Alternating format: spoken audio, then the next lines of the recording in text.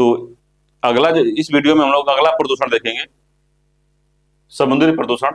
तो carbon dioxide CO2 के लिए समुद्र एक भंडार गृह की तरह कार्य करता है। तो जो समुद्र होता है वो कार्बन डाइऑक्साइड को सिक्रेट कर लेता है या अवशोषित कर लेता है अपने अंदर, ठीक है।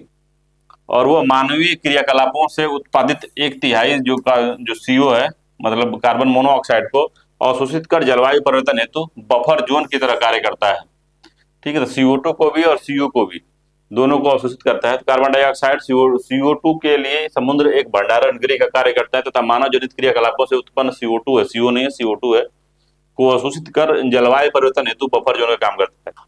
तो जलवायु परिवर्तन और भी तेज होता है हमारे यहाँ। और जो हमारा समुद्र है उसमें पाए जाने वाले जो शैवाल हैं, बैक्टीरिया हैं, जो कि प्रकाश संश्लेषण करते हैं, वो जो है जो एक्सेस मात्रा में जो CO2 निकलता है उसका कुछ परसेंट जो है समुद्र अवशोषित कर लेता है। और जो CO2 का क्या है, मानव जनित क्रियाकलाप से जो उत्पादित CO2 है उसका भंडार गृह कौन है, तो समुद्र है। इसको याद रखिएगा, भंडार गृह कौन है, तो समुद्र है। समुद्र द्वारा बड़ी मात्रा में CO2 को अवशोषित करना वहां के पारिस्थितिकी तंत्र को प्रभावित कर रहा है। समुद्री अम्लीयता में यह बढ़ोतरी जो है प्रवाल विरंजन की घटना के लिए उत्तरदायी है। तो पानी से मिलकर क्या बना देता है, कार्बोनिक अम्ल बना देता है। तो कार्बोनिक अम्ल क्या है, तो एक एसिड मामला है, तो एसिडिक हो जाता है पूरा मामला, ठीक है। तो अम्लीय हो जाता है। तो समुद्री अम्लीयता में यह बढ़ोतरी जो प्रवाल या कोरल विरंजन की प्रमुख घटना को कॉज करता है।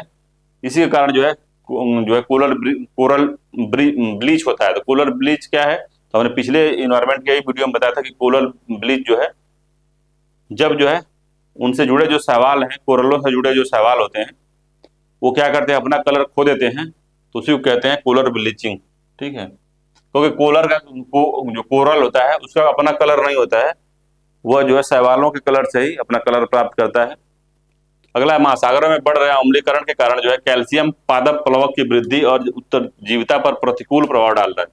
तो महासागरों में बढ़ रहे अम्लीयता के कारण जो है कार्बोनिक अम्ल जो बन रहा है उसके कारण जो है कैल्शियम जो है पादप प्लवक की वृद्धि और उत्तरजीविता पर प्रतिकूल प्रभाव डाल रहा है, मतलब निगेटिव असर डाल रहा है उनपे। प्रवाल भित्तियां एवं प्राणी जिसके डिम्बक पादप प्लवकीय होते हैं पर प्रतिकूल प्रभाव पड़ रहा है। किसका, तो बढ़ रही अम्लीयता का, सागर में बढ़ रही अम्लीयता के कारण जो है ये सब हो रहा है, ठीक है। अगला, भारत के समुद्री जल में हानिकारक शैवाल प्रभुष्टन में वृद्धि के प्रमुख कारण क्या है। तो भारत में जो है समुद्री जल में जो हानिकारक जो शैवाल प्रभुष्टन होता है, शैवालों की मात्रा अचानक से बढ़ जाती है, वो किन कारणों से होता है। तो पहला है इसमें कि ज्वार नदमुख से पोषकों का जो श्रावण होता है या बहाव के पोषक तत्वों को बुलाती हैं। अगला है मानसून में भूमि के जलवाह तथा समुद्र में उत्प्रवाह होता है या अपवेलिंग होती है। देखे होंगे जब जो ज्वारनदमुख है, जो एस्चुरी होता है, जो नदियां जो है ज्वारनदमुख बनाती हैं, वो मैदानी क्षेत्रों से जाती हैं या फिर पठारी क्षेत्रों से जाती हैं, तो न्यूट्रिशन लेके जाती हैं और समुद्र में डाल देती हैं। तो उसी न्यूट्रिशन को खाने के लिए वहाँ पे काई वगैरह जो है उसका डेवलपमेंट बहुत तेज होता है, तो उसी को कहते हैं हम प्रपुष्टन हो गया शैवालों का। दूसरा बात है कि जल जब वर्षा होती है, मानसूनी वर्षा होती है, तो उसमें भी महाद्वीपों से पानी जो बह के समुद्रों में जाता है, तो उसी को कह रहा है कि मानसून में भूमि का जल प्रवाह तथा समुद्र में उसको गिरा देना, जाके गिर जाता है, तो वो भी जो है पोषक तत्वों को बढ़ाता है वहाँ पे, जिससे कि शैवाल का प्रपुष्टन होता है। और ये जो क्या करते हैं, तो यूट्रोफिकेशन करते हैं, समुद्री जो पानी होता है उसमें कुछ एरिया में यूट्रोफिकेशन करते हैं, न्यूट्रिशन जो डाल देते हैं, जिस कारण जो है वहाँ पे काई और शैवाल जो है जनरेट होने लगते हैं या पैदा होने लगते हैं। अगला, नदियों एवं वर्षा द्वारा लाया गया सीवेज, कृषि अपशिष्ट, कीटनाशक एवं उर्वरक, भारी धातुएं, प्लास्टिक आदि, इससे नाइट्रोजन की मात्रा में वृद्धि होती है और नाइट्रोजन की अधिक मात्रा शैवालों की तीव्र वृद्धि को प्रेरित करता है, जिसके कारण क्या होता है, बहुत तेजी से जो है शैवाल विकास करते हैं, ठीक है। अगला है इंटरनेशनल मैरिटाइम ऑर्गेनाइजेशन, जिसको IMO कहते हैं। इसकी स्थापना कब हुई थी, तो 1982 में हुई थी। मुख्यालय इसका लंदन ब्रिटेन में है। बस इतना ही पूछेगा, ठीक है, लोअर पीसेस में बस इतना ही पूछेगा, और कुछ पढ़ने की जरूरत नहीं है। अगला है दक्षिण एशिया सहकारी पर्यावरण कार्यक्रम। तो South Asia cooperative environmental program जो है स्टेब्लिश इसका 1982 में हुआ था। अंतर सरकारी संगठन है, दक्षिण एशियाई देशों द्वारा इस क्षेत्र में पर्यावरण संरक्षण, प्रबंधन और वृद्धि को बढ़ावा देने के लिए इसको स्थापित किया था। ठीक है। तो ये समुद्री प्रदूषण था। तब समुद्री प्रदूषण में मुख्यतः प्लास्टिक प्रदूषण आता है।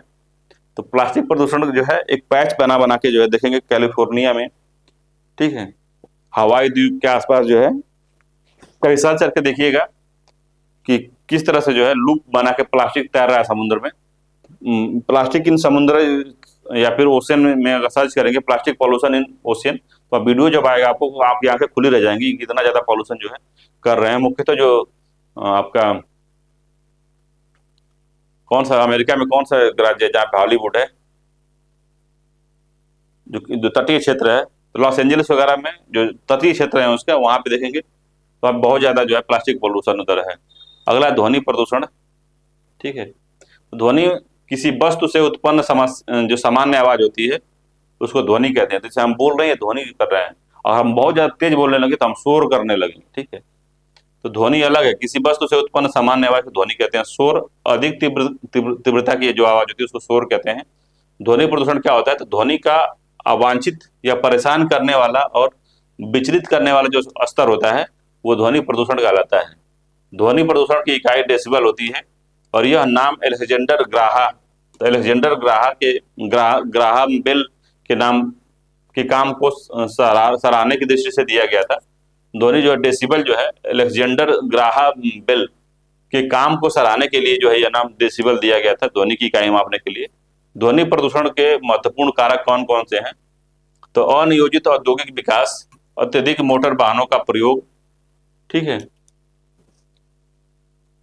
अगला है